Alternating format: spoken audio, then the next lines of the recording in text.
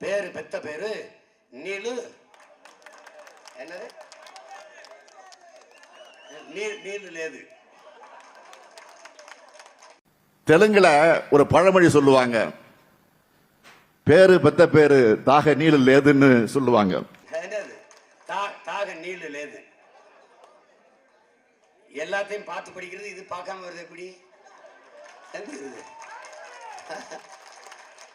என்னப்பா இப்படி பண்றீங்களே அப்பா, என்னப்பா நீங்க? சிறுபான்மை என்றால் சலுகை கிடைக்கும். நான் உங்களிடத்தில் கேட்பது, உங்களுக்கு வேண்டியது சலுகையா உரிமையா?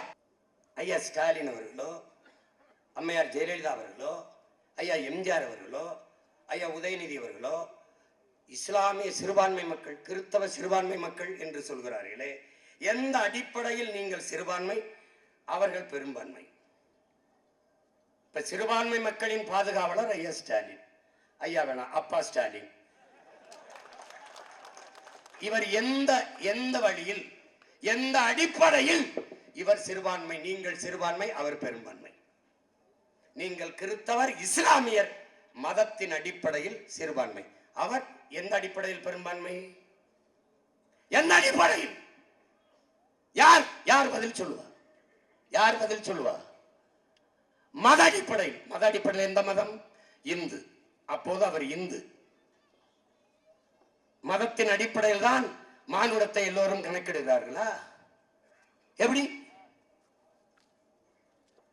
அவர் இந்து, அதனால் அவர் பெரும்பான்மை. நீங்கள் கிறிஸ்தவர் இஸ்லாமியர், அதனால் சிறுபான்மையா? உலகெங்கிலும் மொழி வழிதான் அடையாளம். எழுதுங்கள் என் நெற்றியில் நான் அரேபியன் என்றுதான் முகமது தர்வீஸ் முழங்கினானே ஒழிய, எழுதுங்கள் என் நெற்றியில் நான் இஸ்லாமியன் என்று சொல்லல. ஏன்? மொழிதான் அடையாளம். அப்படி பார்த்தால் உங்கள் மொழி என்ன? உங்கள் மொழிதான் உங்கள் அடையாளம். அப்படி பார்த்தால் நீங்கள் யார்? தமிழர்கள். இந்த நாடு யாருது? உங்கள் நாடு. அப்படி பார்த்தால் இந்த திராவிடத்தின் திருவாளர் தலைவர்கள் ஐயா ஸ்டாலின் யார்? அவருடைய மொழி என்ன?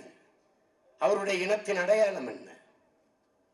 பேரு பெத்த பேரு நீலு என்னது நீலு லேது. தெலுங்குல ஒரு பழமொழி சொல்லுவாங்க, பேரு பெத்த பேரு தாக நீலு லேதுன்னு சொல்லுவாங்க. பேருதான் பெரிய பேரு. தாக நீலு லேது. எல்லாத்தையும் பார்த்து படிக்கிறது, இது பார்க்காம வருது எப்படி? என்னப்பா இப்படி பண்றீங்களே அப்பா, என்னப்பா நீங்க? நீ எந்த அடிப்படையில் இங்க இருக்கிற இஸ்லாமிய கிறிஸ்தவ மக்களை சிறுபான்மைன்னு சொல்லு? உன்னை அச்சுறுத்துகிறான், உன்னை பயங்காட்டுகிறான், உன்னை உளவியல் நோயாளி ஆக்குகிறான், உன்னை குற்றப்படுத்தி கூண்டுக்குள் சுருங்க வைக்கிறார். சிறுபான்மை மக்களுக்கு நாங்கள் தான் பாதுகாப்பு என்கிறார். ஆக சிறுபான்மை நீங்கள் தான். இங்கே லிங்குஸ்டிக் மைனாரிட்டி என்று மொழி சிறுபான்மையில் கல்லூரி கட்டி பள்ளிக்கூடம் கட்டி வைத்திருப்பவர்கள் யார்? மொழி பெரும்பான்மை தேசியத்தின் மக்களை மதத்தை வைத்து சிறுபான்மை என்று சொல்ல நீங்கள் யார்? யார்? பழனி பாபா இல்லை, ஆனால் அவன் தம்பி இந்த நிலத்தில் இன்னுங்க. நீ சொல், பதில் சொல். யார் நீ? எங்களுக்கு பாதுகாப்பா? இங்கே வாழ்கிற இந்த மக்கள் உங்களுக்கு பாதுகாப்பா? என்னது?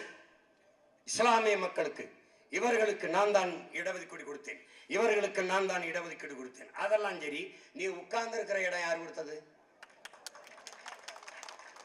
அது என் இன மக்கள் போட்ட பிச்சை. சிறுபான்மை மக்களுக்கு பாதுகாப்பு பாதுகாப்பு என்று சொல்லி இந்த பயந்தாங்கொல்லிகள் கோழைகள், வீரம் என்றாலே என்னவென்று தெரியாத கோழைகள் இந்த மக்களின் வாக்குக்குள் பாதுகாப்பாக பதுங்கி வாழவும் ஆழவும் செய்து கொண்டிருக்கிறார்கள். உன்னால் தான் அவர்கள் பாதுகாப்பாக வாழ்கிறார்களே ஒழிய, நாம் தான் அவர்களுக்கு பாதுகாப்பே ஒழிய அவர்கள் நமக்கு பாதுகாப்பு இல்லை. இதை புரிந்து என்றைக்கு நீ தெளிகிறாயோ அன்னைக்கு எழுந்து வா. பிடல் காஸ்ட்ரோ சொல்லுகிறான், விதைத்தவன் உறங்கினால் விதை உறங்காது என்கிறான். அவன் உறங்கிவிட்டான், ஆனால் அவன் விதைத்த விதைகள் முளைத்து நிற்பதை பார்.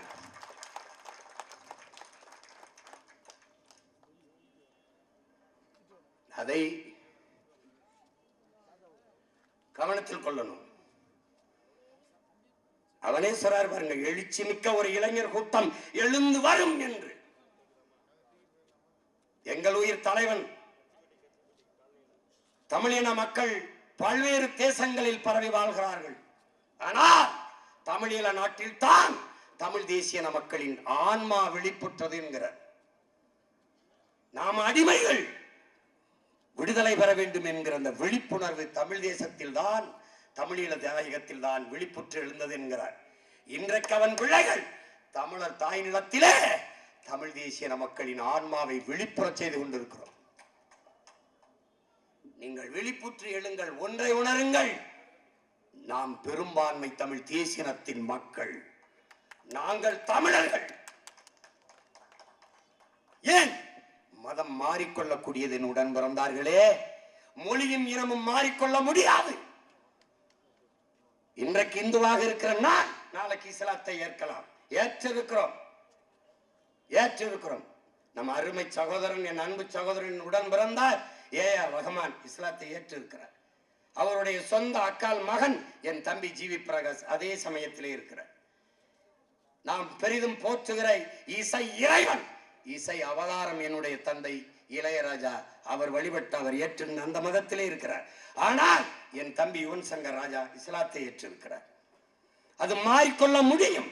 ஆனால் என் அன்பு சகோதரன் AR ரஹ்மானும், என் தம்பி ஜிவி பிரகாசும், என் அப்பா இளையராஜாவும், என் தம்பி யுவன் சங்கர் ராஜாவும் தமிழர்கள் என்பதில் எந்த மாறுதலையும் செய்ய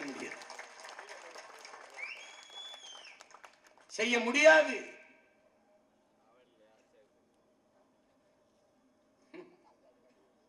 என் தம்பி அபூபக்கருக்கு நான் தான் தலைமையேற்று திருமணம் நடத்தி வைத்தேன்.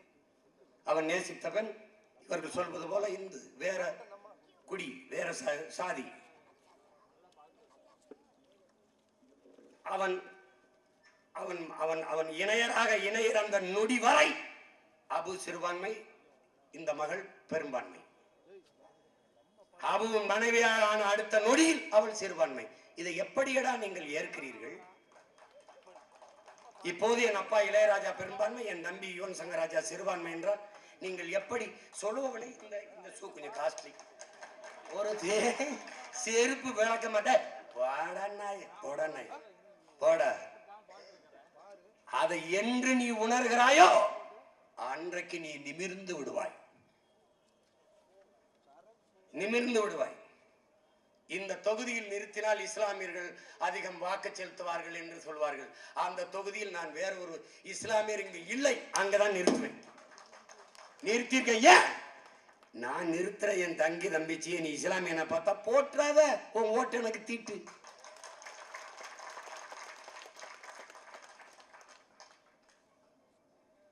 கருப்பு சட்டையை போட்டு பேசுறார், சிவப்பு சட்டையை போட்டு பேசுறார், மஞ்சள் சட்டை. சட்டையின் வண்ணத்தை பார்க்காதரா, என் எண்ணத்தை பாருடா, என் எண்ணத்தை பாரு. கேவலம் இந்த சின்னத்துக்கு ஓட்டு போட்டே 60 ஆண்டுகளா எங்களை தூக்கி இப்ப சந்துக்களை போட்டிருக்க. இன்னும் ஒண்ணு இருக்கு, சுடுகாட்டுல போடுறது.